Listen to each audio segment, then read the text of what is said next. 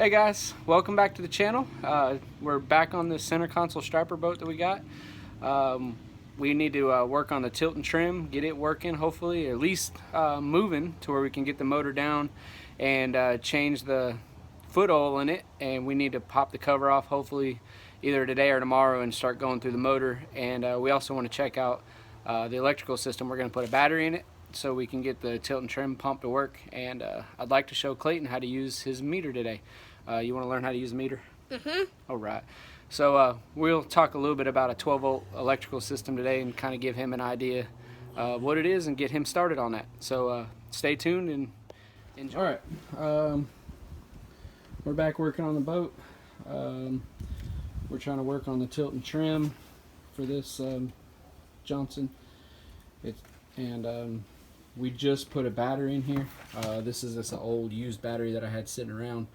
But I thought right now is the perfect opportunity to teach Clayton a little bit about DC voltage and how to read the voltage off the battery. As you can tell, I got a battery charger hooked up. When I first hooked it up, it wasn't working at all. So for training purposes, I'm going to turn this off. As you can see, it's only got 7.8 volts on it right now. So I'm going to have it off, and I'm going to disconnect the battery from here. So I give it a shot. Well, okay. Now, do you know what DC stands for? You remember? Remember? Okay. DC voltage. Now, this is just a cheap Harbor Freight meter that I gave Clayton to learn on. When you get into a little bit more technical electrical work and stuff, I highly advise getting like a field piece or a fluke or something like that. But this right here is very, very capable of doing minor electrical work, so don't hesitate to use a meter like this. It works very good, just for stuff like this especially. But what you do, turn it on, DC voltage. Go ahead and you can hold it. All right. I didn't cut the cords. Go ahead and drop the cords. DC means direct current, right? Okay, for a DC system like this, it's a single battery, single wires, which means you only have one hookup, you only have one battery. You're going to expect 12 volts out of a system like that. Okay, so what we want to do is on this meter, you have DC voltage, and because it's a 12 volt, you can put it on 20, or a lot of times you can, to get an extra decimal point, you can put it on 200, but for something like this, it's easy enough to just put it on 20, and then you'll have your decimal point there, and you get your little bit smaller increments, so you'll get like 12.01 or 10.04 or whatever. So you can put it on 20, and then you can set that where you can see it. Go ahead and grab your leads. Okay, now to check this battery, you have your red lead. That's positive, right? Mm-hmm. That's positive right here. And then you have your black lead. That's negative, right? So what you want to do on the battery, you see the positive? Mm-hmm. See that here? And then you see the negative right there? Okay, now also notice the cables. Don't always believe the cables. You always need to verify the battery as well. But these cables are black and red. So what I want you to do is go ahead and put your black terminal there. Okay, and your red terminal here. And look at the meter. Okay. 12.24. Okay, so what does that mean? I don't know. It means it has 12 volts, 12.25 volts. Okay. Now we did have it on the battery charger for a little while, so it charged it up. Actually, when it started, it was like 11.9 volts. So what does that mean to you right now? So if it takes 12 volts to start this engine, do you think it would start? Maybe. I don't know. Possibly. Ooh. It has 12 volts. That's okay. It has 12 volts. Now let's go ahead and hook the battery charger back up. Well, for example, with the battery charger off, and you said it's got 12.2 volts, right? Yep. It's a weak battery, we know this, but it may turn it over. You ready? There he goes. because it had 12 volts. Now if it had 11 volts or 10 volts, It wouldn't start. It wouldn't start.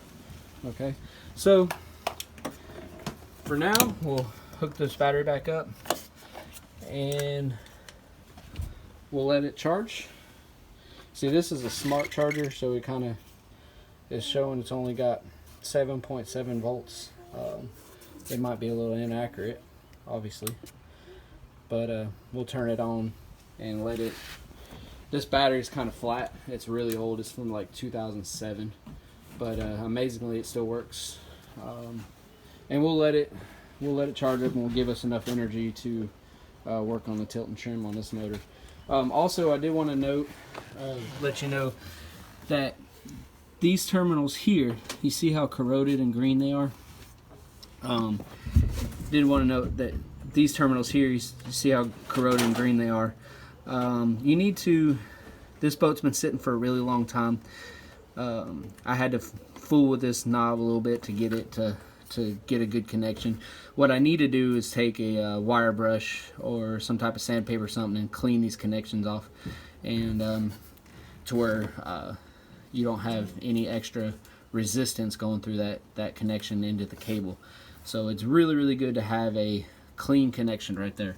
You always want as clean as possible anytime you're trying to do something like this.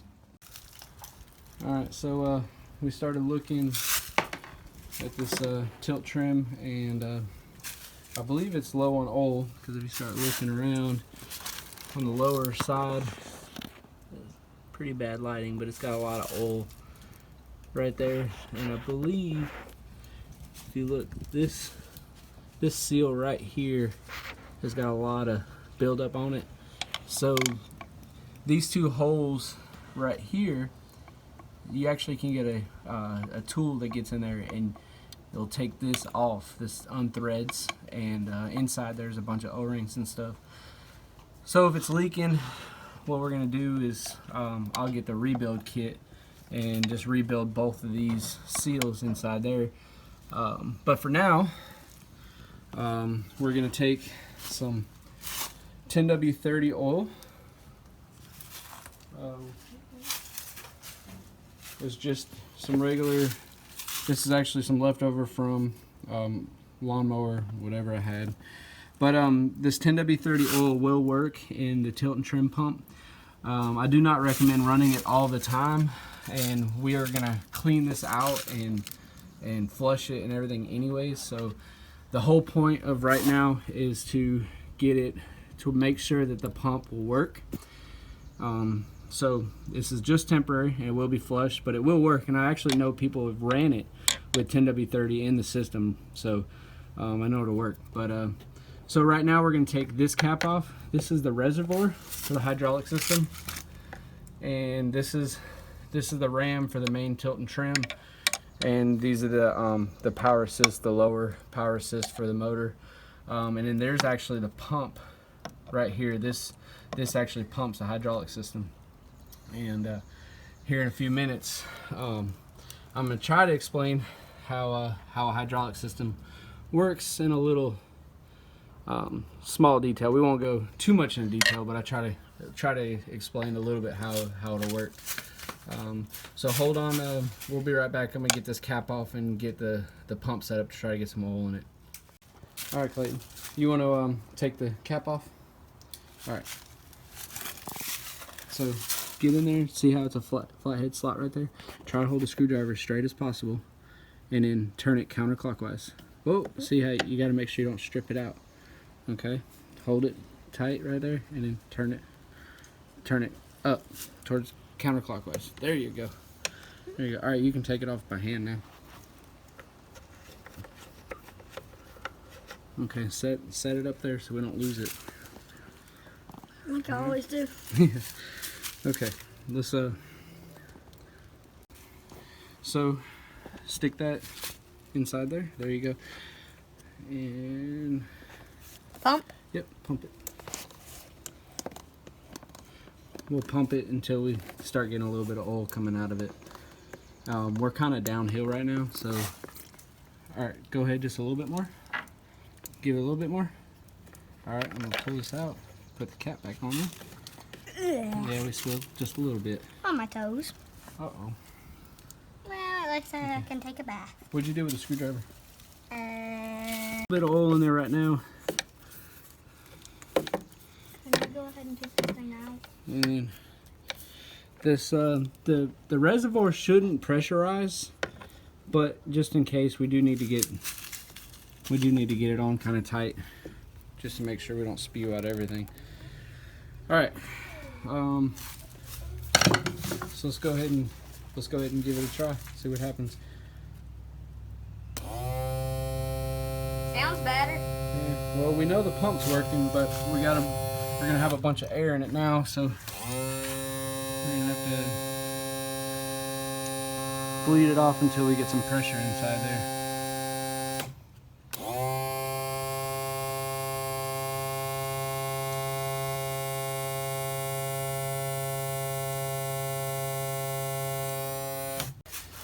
Alright, so it's been a couple minutes now.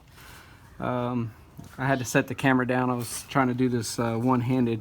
But basically, after I filled it full of oil, I could not get this the main tilt and trim actuator to move. The pump was running, but it wasn't moving at all. And it was just stuck. But what I did do is, if you see right here, this little lever right here gets pushed down when the motor is lowered, and it activates a valve inside the system here, and it allows the power assist rams right here, these two power assist rams, to activate it. I believe, I'm not sure, I could be wrong, but I believe it allows the valve to open up and push the fluid down into this lower system here. So after I put oil in, I was just pushing the button and it was just running and running and running. It wasn't doing anything. So very carefully, I don't advise you to recklessly do it because your hand's in here. You can either take a big screwdriver or something to be very careful.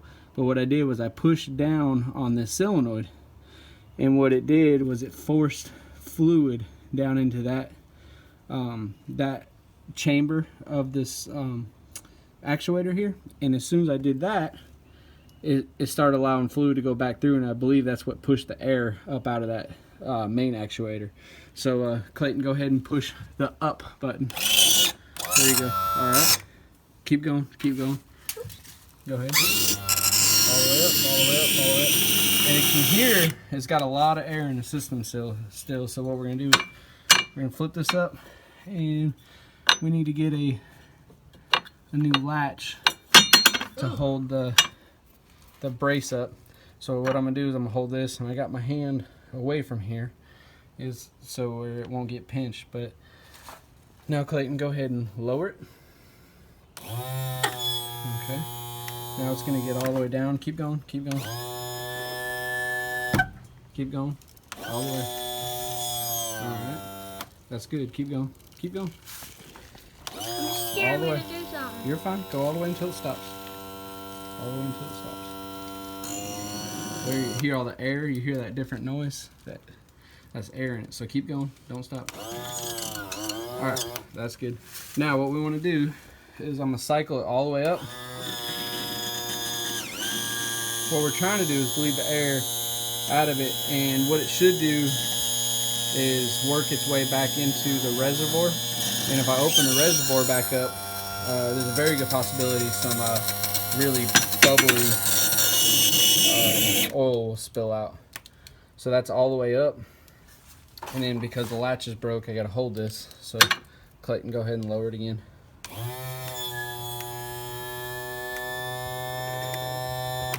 Keep going until I tell you to stop. Don't let go of the button, okay? Just keep going. Clayton, keep going. My finger's getting tired. Oh, is it? Yeah. Alright, stop. Okay. It's sounding a lot better now.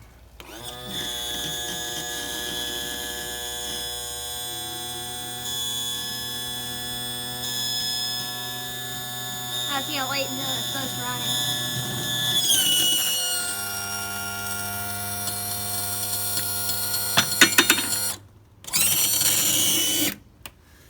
Okay.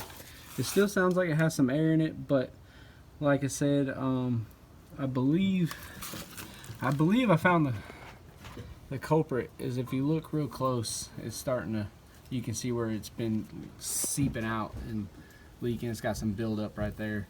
Obviously this one's saturated because we spilt some trying to fill it up. But what I'm gonna do now is I need to get some degreaser and clean it up really good. And I'm gonna go ahead and get the model number and serial number off of this and order the seal kits for these two. And hopefully I can find the tool to take this apart instead of having to pay a fortune. I'd like to see if I can find someone that'll loan me the tool. And any of you watching, a lot of times reach out to people, you know, buddies and stuff like that that's worked on boats or whatever. You might can even rent a tool somewhere instead of spending $50 or $60 for a tool that you might only use once or twice. So that's a little advice that I got for you. And we'll be back in a few minutes. Alright guys, I hope you enjoyed the video. I wanted to show some more of the changing the foot oil today, but I don't have the right, I need an impact screwdriver to get the bottom screw out of the foot. So I'll show you some of the footage of us changing the foot oil, hopefully tomorrow or the next day. But did you enjoy learning about the meter? Do you remember about 12 volt system? Yeah. So how many volts do you need for the motor to start? I'm trying to remember. It done flew out of my head. 12 volts? Yep. At least, right? So again, like I said, the Harbor Freight motor, Harbor Freight multimeters are fine. As you've seen, they did the trick for us today. I have a nicer fluke meter and it would get the exact same result. So if you're starting out on electrical, don't hesitate to get one of those cheap Harbor Freight meters because they work. And eventually, if you want to get a little bit more technical, you can get a nicer meter. But did you enjoy learning it? Yeah, we'll learn some more later. And today we worked on 12 volt DC. You know, then we'll learn about 24 volt DC, right? Maybe, and then eventually work on AC house stuff. But that's later on down the road. We'll work on this stuff for a while, right? Okay, well, like I said, I hope y'all enjoy this video. Please like and subscribe, and if you like the content, stay tuned because we're going to try to continuously put out some good stuff for y'all. Have a good day. Say bye.